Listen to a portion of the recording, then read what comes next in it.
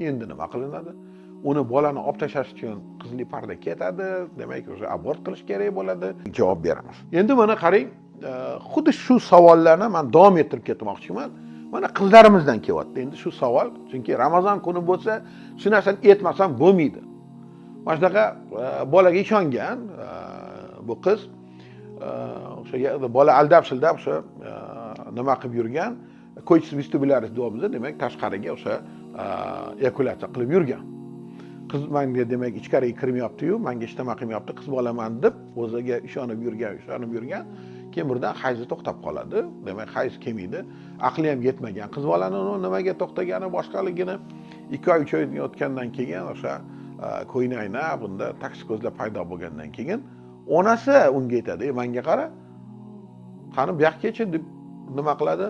"Romdan bo'ldingmi alohida" deydi onasi. Qizi endi qo'rqib ketadi. Chunki nimadan onasini darrov anaqasi bilan keyin quloqdan tortib, demak o'sha klinikaga olib kelishdi. Oyisi kirgan, dod degan, boshqa qilgan, endi homilador bor. Lekin qiz bola. Qandoq bo'ldi? Albatta, coitus vestibularis bo'lgandan keyin, urug' bu yoqqa tushgandan keyin bilib qo'ying, qizli parda bu homiladorlikdan saqlamaydi sizni. Qizli pardadan bemalol spermatozoidlar o'tib ketaveradi. U yerda shunaqa ochuv joy borki, bemalol o'tib ketaveradi u narsa. Doimiy ayniqsa o'sha uchrashib yaqinlik qilib turish, siz o'sha ovulyatsiya davringizga to'g'ri keladigan bo'lsa, spermatozoidlar haftalab yashaydi, haftalab yashashi mumkin. Demak o'sha sharoit yaxshi bo'ladi. Ayniqsa qiz bolada hech qanaqa shamollash yo'q, boshqa narsa yo'q, hidi yo'q, boshqa narsa yo'q. Urug' tushgandan keyin u bemalol hech qanaqa sопротивленияsiz, boshqasiz kirib borgan homilador bo'lib qolgan. Endi nima qilinadi?